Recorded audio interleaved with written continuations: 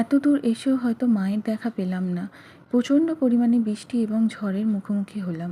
Hello family, সকলে কেমন আছেন? আশা করছি সকলে ভালো আছেন। আমরা 1 মে অর্থাৎ বৃহস্পতিবার বেরিয়ে পড়েছিলাম একটি গন্তব্যস্থলে।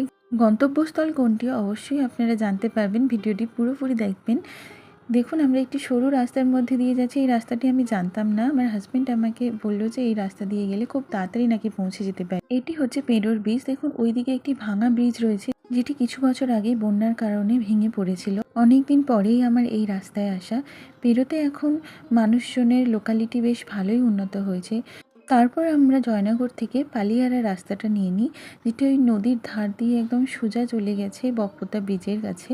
এবং এই রাস্তাটির মাধুর্য এটাই যে এটা এত সুন্দর লাগে, দুপাশারই জমি এবং গাছের শোভা যে কত সুন্দর করে রেখেছে রাস্তাটিকে, সেটা আপনারা আসলে অবশ্যই বুঝতে পারবেন। লেখক শরৎচন্দ্র চট্টোপাধ্যায়ের যে উপন্যাসগুলো আছে না, ওনার উপন্যাসগুলির মধ্যে ঠিক এই রকমই গ্রাম্য পরিবেশের বর্ণনা করা রয়েছে। আমি তো বেশ এখানে এসে আনন্দই পেলাম। এটি রাজবলহাটের যে স্কুল রয়েছে, হাই স্কুল, তার পাশে যে মাঠটি রয়েছে না, সেখানে এই রথটি রাখা আছে। রথটি কি বড়, আপনারা সামনে থেকে না দেখলে বুঝতে পারবেন না। তারপর আর একটু এগিয়ে যেতেই আমরা পৌঁছে গেলাম, দেখুন, মায়ের বাড়ি।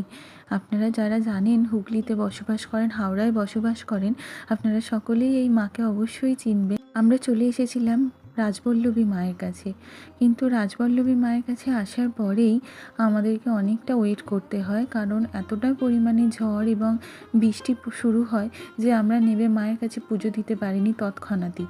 আমাদের গাড়ির মধ্যে কিছুটা ওয়েট করতে হয়, কারণ আমার সাথে যেহেতু তোজো ছিল, ওর মাথায় বৃষ্টি লাগতো, ঝড়েতে ওর অসুবিধা হতো।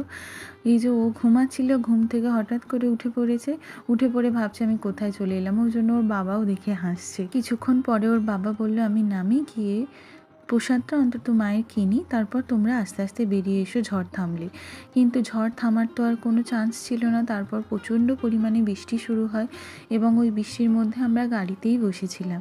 বৃষ্টিটা কিছুটা থামতে আমরা কিন্তু মায়ের কাছে পৌঁছাই অ্যাটলিস্ট। এই দেখুন মায়ের মূর্তি।